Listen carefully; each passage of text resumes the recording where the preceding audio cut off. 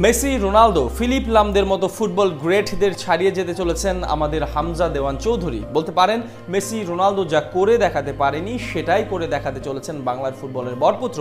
এই শতকের প্রথম ফুটবলার হিসেবে অনন্য এক কীর্তির সামনে দাঁড়িয়ে চৌধুরী সাহেব কোন পরিসংখ্যানে মেসি, রোনালদো, ফিলিপ লামদের ছাড়িয়ে যেতে চলেছেন হামজা, তা নিয়ে বিস্তারিত থাকছে রিপোর্ট।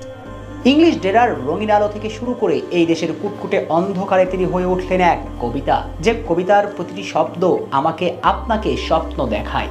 অমর হতে চলা সেই কবিতার নামখানি হামজা দেওয়ান চৌধুরী। হামজা চৌধুরী নামটা শুনলে সর্বপ্রথম মানুষ পটে ভেসে ওঠে তিনি সাবেক ইংলিশ প্রিমিয়ার লিগের ফুটবলার।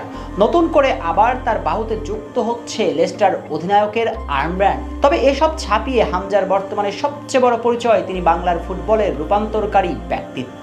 এক হামজার কল্যাণে পুরো জাতির স্বপ্ন এখন আকাশচুম্বী। তার জন্যই তো বাংলার ফুটবলের দৈন্যতা কেটেছে এক হামজার কারণে বাংলাদেশ ফুটবলে এখন রৌদ্রোজ্জ্বল দিন এনেছে। তবে সাবেক ইংলিশ প্রিমিয়ার লিগের এই মিডফিল্ডারের কল্যাণে বঙ্গপারের দেশটির যেমন আধার কেটেছে, তেমনি এটাও সত্য যে বাংলাদেশ জার্সিতে খেলার কারণে অনন্য এক রেকর্ডের সামনে দাঁড়িয়ে বাংলার বরপুত্র। যে রেকর্ডটি তিনি গড়লে ছাড়িয়ে যাবেন মেসি, রোনালদো সহ জার্মান ফিলিপ লামদের মতো গ্রেটদের। এক কথায় হামজা আর Bangladesh made of each other. প্রশ্ন উঠতেই পারে, কিভাবে মেসি, রোনালদো, ফিলিপ লামদের ছাড়িয়ে যাবেন হামজা? এ প্রশ্নের উত্তর খুঁজতে চাইলে জানতে হবে বাংলাদেশের অধিনায়কের দায়িত্ব আগামীতে কার বাহুতে যাচ্ছে।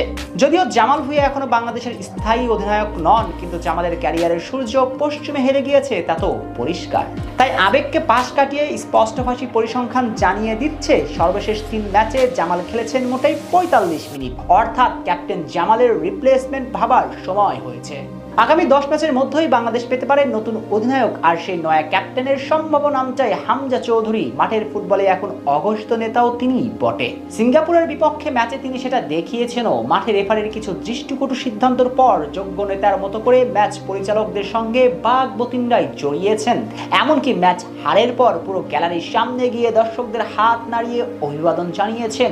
ফাহমিদুলের মতো তরুণকে বুকে জড়িয়ে সান্ত্বনা দিয়েছেন। অর্থাৎ সব মিলিয়ে হামজাই যে আগামীর বাংলার ক্যাপ্টেন সেটা তো দিনের আলোর মতোই পরিষ্কার। শুধু অফিসিয়াল ঘোষণাটাই হয়নি মাত্র, এর পরেও যদি ধরা যায় আগামী 10 ম্যাচ পর তার বাহুতে উঠতে চলেছে অধিনায়কের আর্মব্যান্ড, তবু অনন্য এক রেকর্ডে নাম লেখাবেন তিনি। কারণ 20 শতকের পর আন্তর্জাতিক ফুটবলে ফিফা স্বীকৃত টুর্নামেন্ট খেলার দেশগুলোর মাঝে সবচেয়ে কম ম্যাচ খেলে অধিনায়কের আর্মব্যান্ড হাতে পড়তে পারেন আমাদের হামজা। কেননা তথ্য বলছে ফিফা স্বীকৃত কোনো টুর্নামেন্টে খেলেছে এমন দেশগুলোর মাঝে সবচেয়ে কম ম্যাচ খেলে অধিনায়কের দায়িত্ব পাওয়া ফুটবলার পাওলো মালদিনি। এই ইতালিয়ান গ্রেট ক্যারিয়ারে 22তম ম্যাচে অধিনায়কের দায়িত্ব পেয়েছেন। এরপরে আছেন সাবেক ইংলিশ ক্যাপ্টেন রিও ফার্ডিনান্ড। তার ইংল্যান্ডের অধিনায়কের দায়িত্ব পেতে সময় লেগেছে 23 ম্যাচ। এই তালিকার পরের নামটা জার্মান বিশ্বজয়ী অধিনায়ক ফিলিপ লাম, তার লেগেছে 29 ম্যাচ। অধিনায়কের আর্মব্যান্ড বাহুতে জড়াতে মেসি, রোনালদোদের অপেক্ষা ছিল আরও বড়। ক্রিস্টিয়ানো রোনালদোর লেগেছে 42 ম্যাচ। অপরদিকে লিওনেল মেসি খেলেছেন 88টি আন্তর্জাতিক ম্যাচ। তাই হামজা চৌধুরী যদি আগামী 10 ম্যাচ পরে বাংলাদেশের অধিনায়কের দায়িত্ব পান, অর্থাৎ নিজের ক্যারিয়ারের 13তম ম্যাচ খেলে, তবুও তিনি মেসি, রোনালদো, ফিলিপ লামদের ছাড়িয়ে 2000 শতকের ফিফা স্বীকৃত টুর্নামেন্ট খেলেছে এমন দেশগুলোর মাঝে থেকে ফুটবলের সবচেয়ে কম ম্যাচ খেলে অধিনায়কের দায়িত্ব পাওয়া ফুটবলার হবেন, গড়বেন অনন্য এক মাইলস্টোন। অবশ্য 13 জায়গাতে সংখ্যাটা আরো কম হয়ে আসতে পারে যদি দ্রুত বাফুফে হামজা চৌধুরীর কাছে অধিনায়কের দায়িত্ব অর্পণ করেন।